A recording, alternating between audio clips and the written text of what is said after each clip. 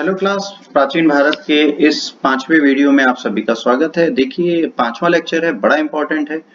Ancient Indian history से अगर आप बात करेंगे तो एंशिएंट इंडियन हिस्ट्री से सबसे ज्यादा क्वेश्चंस आपके सोशियो रिलीजियस मूवमेंट से आते हैं, जिसमें जैन और बुद्ध बड़े इंपॉर्टेंट हैं। तो आज हम महात्मा बुद्ध के बारे में सारे फैक्ट्स करेंगे और नेक्स्ट लेक्चर में हम जैन जी के बारे में सारे फैक्ट्स करेंगे। तो ये बिना देरी के अपना ये वीडियो स्टार्ट करते हैं। इस वीडियो का पहला कॉन्सेप्ट आपके सामने। पहला क्वेश्चन आता है कि भाई जैन और बुद्ध रिलीजन की ऐसी जरूरत क्या थी कि भाई ये रिलीजन आए। तो यहाँ पर एक हायरार्की चल रही थी, ब्राह्मण क्षत्रिय वैश्य एंड शूद्रास।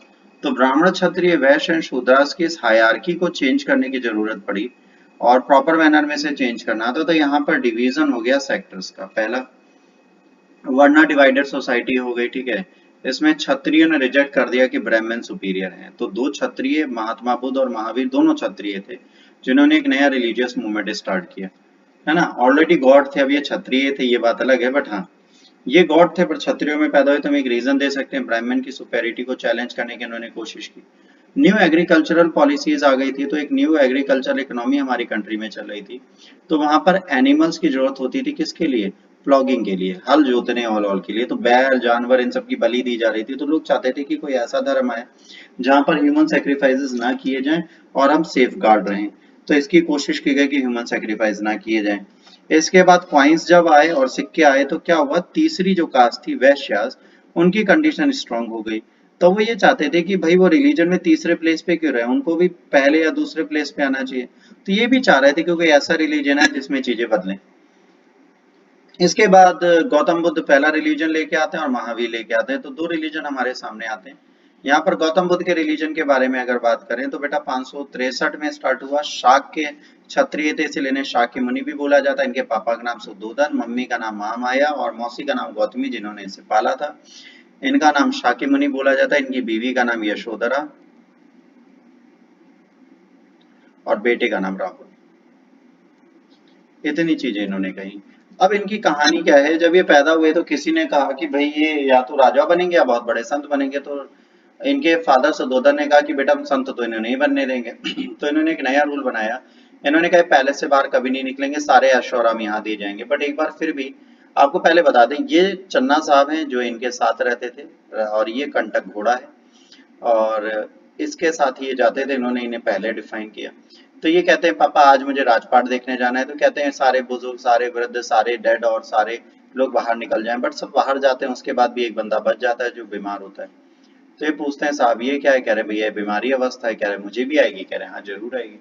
तो उस दिन बुद्धा चिंतित होकर वापस चले जाते हैं। फिर दूसरे दिन जाते हैं। जब दूसरे दिन जाते हैं तो वो रास्ते में एक बुजुर्ग को देख लेते हैं, ओल्ड एज पर्सन को देख लेते हैं। फिर पूछते तो कहते हैं बुढ़ापा है। कह रहे मुझे भी आएगा? कह रहे साहब जरूर आएगा। यहाँ पे फिर वो दुखी हो जाते हैं। फिर थर्ड विजिट पे जाते हैं। जब वो थर्ड विजिट पे जाते हैं तो उन्हें एक डेड बॉडी दिख जाती है। फिर ये इनसे पूछते हैं ये क्या है? तो ये जब पूछते हैं तो इनको जवाब मिलता है एक रियल ट्रुथ है लाइफ का कि हम पैदा हुए हैं तो हमें मरना है। तो बुद्धा कहते हैं मैं भी मरूंगा। चन्ना कहते हैं हाँ आप भी मरोगे। फिर आगे एक साधु दिखता है। साधु बहुत प्रसन्न होता है, हैप्पी होता है। तो पूछते हैं ये क्या है? तो कह रहे हैं सर ये साधु है, ये वर्ल्डली ऑर्डर से बाहर है, ये दुख सुख से मुक्त है। तो ये बुद्धा को अच्छा लगता है। तो बुद्धा क्या करते हैं, घर आते हैं, 29 साल की अवस्था होती है, चुपचाप अपना घर छोड़ देते हैं। इसको बोलते हैं महावीर निष्क्रमण। घर छोड़ने की घटना को महावीर निष्क्रमण और घोड़े से इसको कंप्लीट किया जाता है। इसके बाद फिर ये यहाँ से निकलते हैं। फिर अलाल कलाम और उदगर रामपुत्र से ये योगा की प्रैक्टिस सीखते हैं।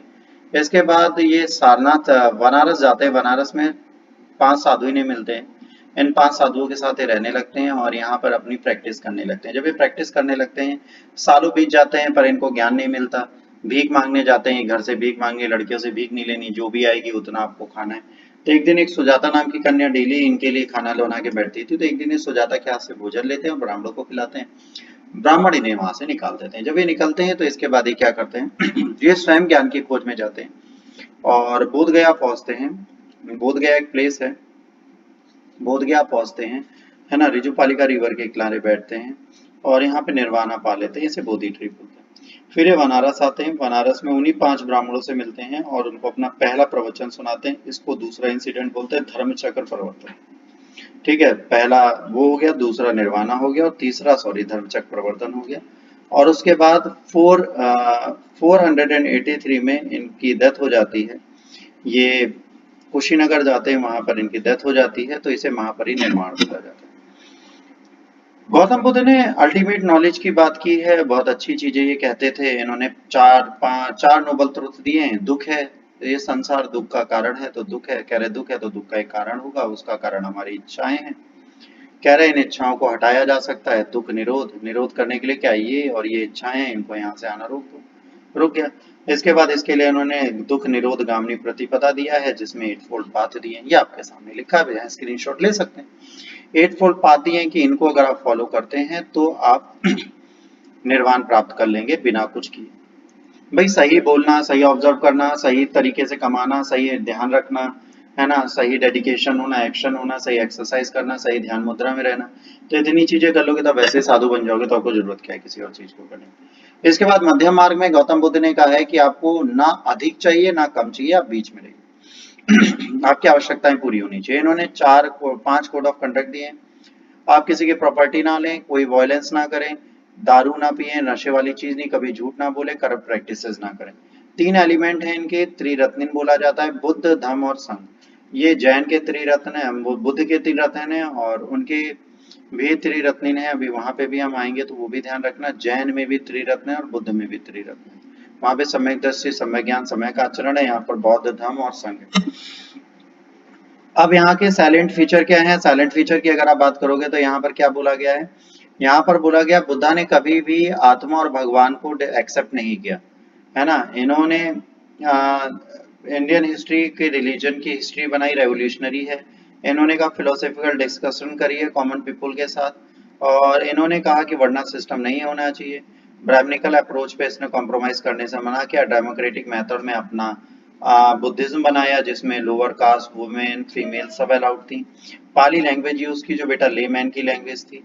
इसके बाद बुद्धा के उसमें वो नहीं आ सकता जो जो डिफॉल्टर हो, जो पुअर हो, ठीक है।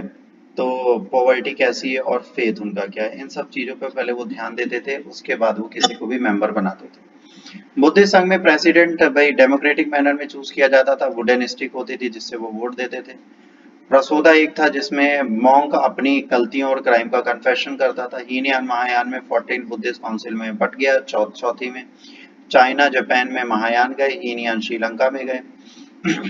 इसके बाद वज्रयान शाखा बनी 7वीं शताब्दी आते आते, और ये तिब्बत में फैली। इनके 3 मेन पुस्तक है, विनय पिटक, सूत पिटक, अभिधम पिटक। विनय पिटक पहले में बनी, ठीक है, पहली बुद्धिस्ट काउंसिल में। सूत पिटक भी पहली बुद्धिस्ट काउंसिल में। इसमें मोनास्टिक डिसिप्लिन दिए गए हैं, इसमें जातक कथाएं दी गई हैं और बुद्धा की सेइंग दी गई है। और अभिधम पिटक थर्ड बुद्धिस्ट काउंसिल जब अशोक के टाइम पे थी, यहाँ पर बनी थी, इसमें फिलोसफिकल आइडियोलॉजी दी गई है।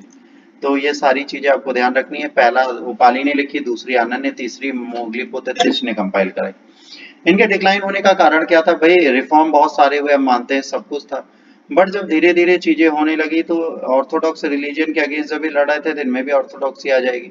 मेन स्ट्रीम से बाहर हो जाएंगे, संस्कृत को यूज करने जाएंगे। मोनेस्ट्री बहुत ज्यादा वेल्दी हो जाएंगी, 200-200 गांव मिलेंगे तो यहाँ करप्ट प्रैक्टिसेस आ जाएंगी।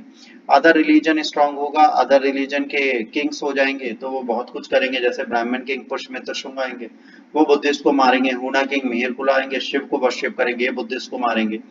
उसके बाद शिव भक्त शशांक होंगे गॉड के, ये बोधि ट्री को ही काट देंगे। जो उसके बाद मोनास्ट्री जो थी उसे तुर्किश इन्वेडर ने अटैक करके खत्म कर दिया। तो 13वीं शताब्दी आते आते, जब 13वीं शताब्दी आएगी तो 13वीं शताब्दी आते आते पूरा का पूरा बुद्धिस्ट रिलीजन हमारे यहाँ से खत्म हो जाता है। अब इम्पोर्टेंस क्या है? इम्पोर्टेंस बहुत है भाई। इन्होंने सोसाइटी के लिए ओपन किया, वुमेन शूद्र सब एक धर्म में आ सकते हैं, इक्वल रह सकते हैं। वेल्थ, कैटल वेल्थ के बारे में इन्होंने बात की। सूत्र निपटता मतलब कैटल आनंद के लिए, वर्धन के लिए, वंदना के लिए और शुद्धता के लिए, फूड और जॉय देता है तो इसको हम नहीं मार सकते। इन्होंने अवेयरनेस दी कि भाई इंटेलेक्चुअल एंड कल्चरल आइडियोलॉजी में आपको बात करनी चाहिए। इन्होंने कहा कि आपको लॉजिक से और बात करनी चाहिए, रैशनलिज्म होना चाहिए, किसी भी रिचुअल को ऐसे फॉलो नहीं करना चाहिए, किसी भी सुपरटिशियस आइडियोलॉजी को ऐसे नहीं फॉलो करना चाहिए। इन्होंने तीसरी सेंचुरी में पाली और संस्कृत को मिक्स कर दिया। पाली के बाद मिक्स किया तो संस्कृत के साथ एक नई भाषा बनी जिसे हाइब्रिड संस्कृत बोलते हैं। ये एक नई संस्कृत की भाषा को इन्होंने इजाद किया। ये क्वेश्चन यहाँ पे आपसे पूछा जा सकता है। इसके बाद इसको कई सारे वर्कों के बाद अपभ्रंश भाषा यहीं से आई। बुद्धिस्ट ने कई सारे सेंटर दिए, जैसे नालंदा, विक्रमशिला एंड वल्लभी। पहले पहला first human state worship in India जो स्टार्ट हुई बुद्धा की, वो भारत, सांची और गया और बिहार में हुई। तो यहाँ पर बुद्धा को वर्शिप भी किया जाने लगा। अब आपसे एग्जाम में पूछा था इनकी 4 बुद्धिस्ट काउंसिल, तो पहली 483 में इनकी डेथ के बाद हुई। इसके साइट थी राजगृह, राजगृह में महाकश्यप प्रेसिडेंट है, अजात शत्रु इसको पैटर्न कर रहे थे, उपाली ने यहाँ पर विनय पिटक और आनंद ने सूत पिटक लिखी। 383 में वैशाली में हुई, शाकंभरी इसके प्रेसिडेंट थे, काला शोक इस टाइम पे बैठे थे। इन्होंने ये कहा कि डिवीजन जो है इस टाइम पे, है ना, स्थरवादीन और महासंघिक में बौद्ध जो है वो डिवाइड हो गए। इसके आगे बढ़ते हैं तो पाटलिपुत्र हुआ, पाटलिपुत्र के प्रेसिडेंट मोगलीपुत्र तिस्य हैं, ठीक है, यहाँ के पैटर्न अशोक हैं। यहाँ पर मिशनरीज भेजे गए कई कंट्रीज में, और यहाँ पर अभिधम्म पिटक आया। तो ये जो है इस टाइम पर फॉरेन में इस रिलीजन का स्प्रेड कराने स्टार्ट कर दिया। फिर फर्स्ट सेंचुरी एडी में कुंडलवन कश्मीर में वसुमित्र प्रेसिडेंट थे, कनिष्क बैठे, और यहाँ पर महायान और हीनयान में बट गया, और यहाँ पर अभिधम्म पिटक तीसरे में आया, यहाँ महायान हीनयान में बट गया। और इसके बाद एक 5वीं बुद्धिस्ट काउंसिल अभी रिसेंटली 1871 में हुई थी, ठीक है, ये म्यांमार में हुई थी। इसका ऑब्जेक्टिव ये था कि बुद्धा की जितनी टीचिंग है पाली में थेरवाद की, उन सबको कलेक्ट किया जाए, है ना। और इसके बाद आप देख लीजिए डिवीजन क्या है, डिवीजन है Theravada, Mahayana and Tibetan. Theravada elders है, ओल्डेस्ट ट्रेडिशन है, best way attain nirvana, monk nun and meditate है, फाइंड ओन पाथ है। महायान पीपल को कहते हैं कि हम आपकी हेल्प करेंगे, है ना, not necessary to be a monk और नन। बोधिसत्वा जो है वो निर्वाणा के लिए लोगों की मदद करते हैं, ठीक है।